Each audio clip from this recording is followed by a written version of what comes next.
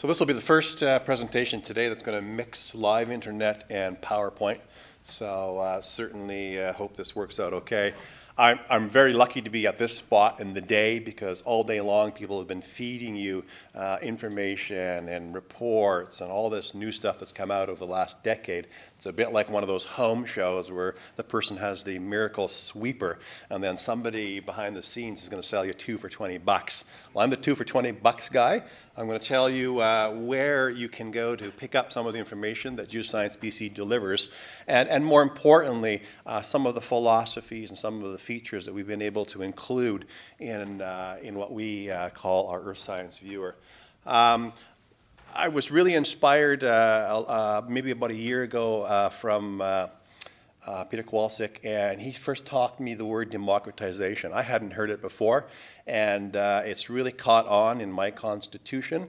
I went on the internet and found the word democratize, and it's to make something available to all people, to make it possible for all people to understand something. That's really meaningful, I think, when you're an agency that distributes earth science information and wants to deliver it to a wide variety of audiences. We identified within our organization a business need to better deliver our data and reports from our particular projects, and that's that desire to democratize information to a more broader audience than maybe just the minerals or the energy alone. And we also had a desire to coordinate our data releases with some form of spatial display. I think when you issue a press release and there's a report attached to it, if you can't actually place that in space, you may or may not capture the attention of the people that you really wanted to. If you can see on the left there, you've seen variations of this map all day long. That gives you a sense that we cover a lot of territory within British Columbia, and really having a spatial sense to our work is very important. We have an ArcGIS platform that we've been developing for a few years, and we searched for some way to take that platform and deliver it in some web format that people could access. We chose that platform called GeoCortex Essentials. It's an upstart company in Victoria, and they provide a platform that serves most of the current BC government mapping platforms. So we ended up here late last year. It was ready to go. Went through a few hiccups through the new year, but Geoscience BC now has an Earth Science Viewer, which we began to promote in the spring in its beta format. After a few months testing, we took it down, made some improvements. We had to stabilize our IT infrastructure within our organization to make sure it was available, it was robust and scalable. And I'm happy to say that within the last month or so, we've had it up and running. And yesterday, with the 4 data releases that we did, you could link straight through to the Earth Science Viewer with them. Early efforts by the BC Geological Survey were very inspirational for this type of work. The map place really took advantage of some of the technology that became available for web-based mapping, particularly Autodesk and MapGuide. And conceptually, I put 2 bullets up there that I really think it achieved, and that is drawing information from a host of separate sources or servers. So you can go to Ottawa and maybe draw some federal data. You can go to other different ministries. You can go to a whole bunch of different sources, and you can collate and deliver that information in one location. Secondly is the ability for end users to load data, load layers, download, undertake quasi-GIS functions without the need for GIS software, really putting the power of the data into the hands of your end users. Based on sort of the concept of MapPlace, Earth Science Viewer really builds upon this foundation. It presents Geoscience BC's specific reports, projects, and data. So we, of course, have 130 or 40, I can't remember what the number was, projects on the go. All sorts of different types of data, from point spatial data to reports to energy sector data, real diverse data set that can be challenging to display. We have the ability through these early concepts to access information that you might be familiar with on the mineral side, min-file, ARIS, and tenure, and bring that into our system and on an updated and daily basis in some cases. There's a variety of base maps that you can select from digital elevation models, satellite imagery, geology, street maps. So you pick the foundation on which you want to build a map. And really important, I think, are hyperlinks. That ability from data that is on our site to link back to its source. So if it's a mineral title, you can link back to the mineral title. Or if it's one of our reports, you can link back to our project page.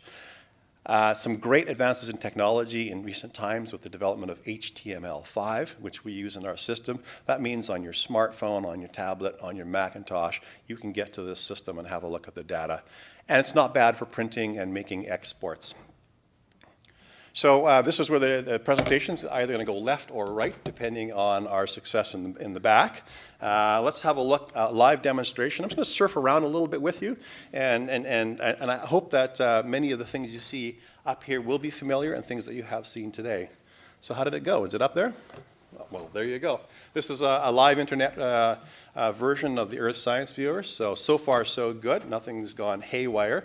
We tried to keep it as simple as possible.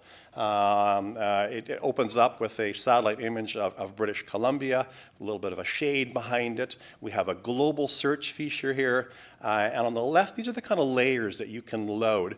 And you can see there's grids, usage of land, projects, reports, minerals data, and base layers. Well, if you're not into minerals, you might be into energy. So we also have our energy projects located as well. So I had the pleasure for much of the day to sit by the mayor of Pouce Coupe. So let's have a look. If I was the mayor of Pouce Coupe, I'd want to know what on earth is happening in my neighborhood. This global search function, go. Oh, I know what I did. You got to hit the little magnifying glass. If I was the mayor of Pouce Coupe and I wanted to know what was happening in my neighborhood, I'd type that in there and see what it finds. Well, it turns out you got a clay deposit up there. Congratulations. And it also finds a geographic locator. So if you didn't know where it was prior to this demonstration, that's where it is, right on the border near Alberta and near Dawson Creek. Well, if you said, well, that's just fine, thank you very much. But what information has Geoscience BC created in my neighborhood? So what we can do here, if this all works okay, is we can load up reports, energy reports, and if you could please show me what there are for oil and gas projects in my neighborhood. These are the outlines of the projects that you've been seeing throughout today, and if you were really keen to learn a little bit more, you would actually lasso them. And this will take hopefully a fraction of a second. But there's all the reports that I just lassoed for you. If you care about future water resources, if you care about geology, hydrologic modeling, these are all the reports that are available that I just scanned there quick like. And of course, dynamic links straight through the project page. So.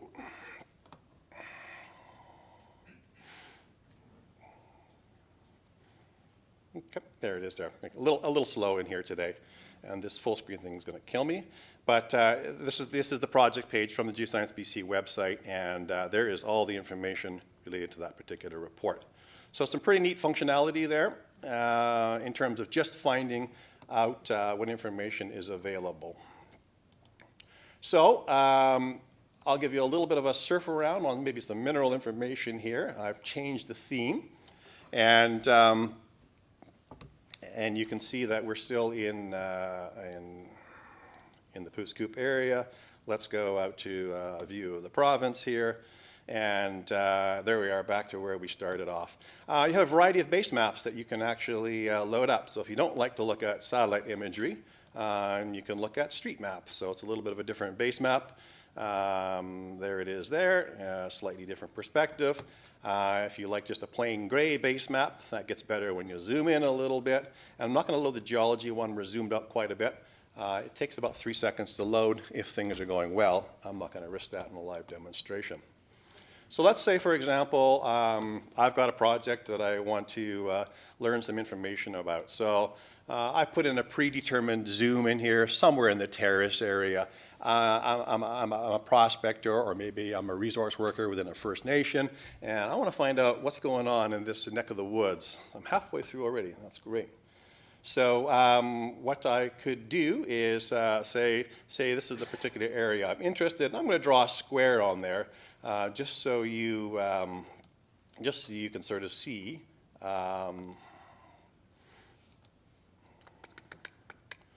We'll draw a little freehand square, and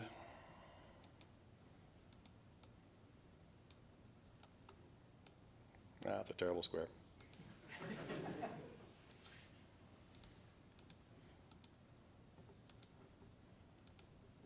I was really good at drawing squares before. Let's just draw a rectangle, and then what you can do here is you can set the style of it. We'll make a little red square, draw it here, and let's say this is an area that I'm interested in. I'm just going to put this in here for reference purposes. Okay, that's the area I'm interested in. Give me the information in that area. So first things first, if you're a bit of an explorer, you might say, well, what's in this area for minerals projects, for example? Is there any geophysics in here? You can say, show me the geophysics. There's the geophysics, and I can't see that. That's zoomed in too much. But you can see there's a variety of geophysics reports in the area. Okay, great. There's some geophysics in the area. Is there geochemistry in the area? You betcha. Green overlapping there. There's geophysics. There's geochemistry in there. And these are all the reports. And you can go back to those reports as you see fit. Let's look at some real data, though. I think that's where we want to be. Okay, so first things first, minerals data. We try to respect the 3 Gs of geology, geochemistry, and geophysics, and we're trying to keep our data constrained to those particular categories. Let's look at some geophysical data here. Okay, so say for example, I know a bit about magnetics, and I would like to look at residual magnetic intensity, and I learned earlier on that Quest data is in this area. And you're kind of going, oh, cool. I now have the ability to upload geophysical data and have a look at it. Well, that's a pretty good start. What else can I do with this geophysical data? Well, probably kind of interested in seeing how it relates to geology, maybe. So now we can load a little geology up and have a look at that. And I load the geology. Nothing happened. Well, why is that? It's because we layered one thing on top of the other. Here's one of my favorite features of this site is if you don't like the geophysics and you want to see the geology underneath it, you can just fade away the geophysics and see the underlying geology. This is in the hands of any user in any part of the world that has an internet connection. And you might find this intriguing. You might say, well, look, there's kind of an RMI anomaly there, and the geology doesn't seem quite right. I'm looking at this red area in here, and I'm going, there's something going on in the magnetics, but it doesn't seem to be reflected in the geology at all. Maybe that's an area I might go prospecting in. Okay? So let's, what else? Other information is available. Got some magnetics loaded. How about some geochemistry? So Wayne talked this morning about geochemistry. Do we have geochemistry in here? You bet we do. We've got stream analysis is like crazy. So ICP-MS is one of the methods that we analyze. This is all the ICP-MS for British Columbia, every point that you could want to see. But boy, it sure is confusing. There's too many of them, and I don't know what they are. Some of the future improvements on the site will be our ability to scale it. But until then, what you can do is you can filter them out. So let's say I want to filter out particular sites. We're talking ICP-MS, that's a particular data set. Let's say I'm looking for copper. So we scroll down there. I'm going to pick copper, and I only want copper greater than 50. Okay, and if this works out just fine, most of the dots will disappear. Well, great. Now I've got an area. I've got some geophysics. I've got some copper over 50. Things are looking good. I'm starting to learn a bit about this area. What next? Well, there's got to be more data in here. We looked at geophysics. We looked at geology. We looked at geochemistry. Maybe we should find out if there's any tenures here. So you can go to the land usage area, and you can say, show me the tenures. And lo and behold, they showed up. And I'm hoping this is showing up quite faithfully on the screen up there as well. So we've got the white squares on there, which shows mineral tenure. Well, who owns this tenure in here, for example? You can click on that. I'm hoping we can click on it. Oh, I'm still drawing. Okay.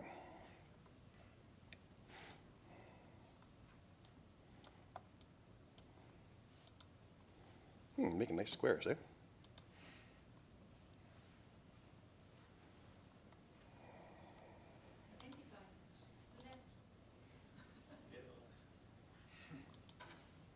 Okay, what I'm going to do is I'm going to lasso an area. And got just a couple of minutes left here. So if you cared what was in this area, you would lasso this area, and it would tell you all of the information in that area. So we have on the left-hand area here a variety of coal tenures. And you can keep scrolling down. Variety of coal tenures. There are mineral titles, and I can show you from this particular link here. This links straight back to the mineral titles website, so we're not responsible for the validity of the data. You can go check it out yourself. And you can look at this in a variety of different formats. How am I doing on time? Just a few minutes left. So you can also look at this as a table on the bottom here. So there's all the tenures in that square. There's all the geochemical information, the BC geology, the digital geology. Still 5 minutes. Okay, I'm doing good. So you can tabulate searches that you draw on squares, and most importantly, you can actually export it. So you can export it in a comma-separated file as an Excel spreadsheet, or even ship it out to a shape file, so you can load it in another system. So it's putting the power of all of our data into the hands of people. And if you say, this is a great area, I want to explore more in it, but I need to talk to my buddy. So I should send him a copy of this. So there's a couple ways you can do this. One is you can export this as an image, maybe paste it into a document. So if you had an assessment report that you needed to complete, then you can make a copy of this area, put it in your assessment report. Or you can actually print it. And it makes pretty good printouts. I'm going to put in here my square. And if this all goes well, in just a second, we're going to have a PDF output. Okay, this is a trick thing because it does take a second after this. But let's count to 5, and if line speed is okay, we're going to have not a bad map to look at in just a second here. Or maybe we count to 7. There we go. Okay, it's going to give me a little button here in just a second that's going to say complete. There we go. So a little slow in here today, but that's okay. That's the map that we can produce with this system. Gives you a little bit of an index map, gives you the layers that you had in there before. And that is, I'm going to wrap up with that. This is a little bit annoying here. There we go. So that's all I wanted to talk to you today about where you're going to go find all this information. We're working very hard to modernize this system. You can take me to the last slide on the PowerPoint. What's that? Oh, it's already there? Oh, miles ahead of me. Thank you. So this software and this world changes by the week, not by the year. A few weeks ago, we got an update from the software supplier, and there were security patch fixes in it. I thought, well, we better take that to heart and upgrade the system. Well, it creates a variety of other collateral problems when you upgrade. So Jeff Hamilton, who's in the crowd today, pulls his hair out to keep this system going because it's so dynamic, and you've got all these links to all these different data sources. But we're committed to keeping it up. We're committed to actually improving it. I think some things that will be of interest coming up are user-side symbolization. So you as the user can make the dots different colors and bigger and smaller by values. 3D capabilities are on the drawing board in Victoria right now. Google Earth is going away, as far as I know, through some kind of a business arrangement with Esri. So we hope that one day we'll have the capacity to do three-dimensional work. We are also growing our organization, not only on the energy side and on the mineral side, but also on water and other environmental things. So we can create these themes through time. these different additional themes or project-specific viewers. And the sharing of our files with you is going to continue to improve as well. So not only can you come on and just pick off data or make images, but you can actually borrow our data more seamlessly through some of the Esri stuff. And this is a viewer built for you, so send us your suggestions, your improvements, and we have the ability to incorporate those, I think, in a fairly timely fashion. I thank you, and this went not too bad. I don't know what these red squares are about, but I hope I gave you a sense as to how you move around the site. Thank you very much.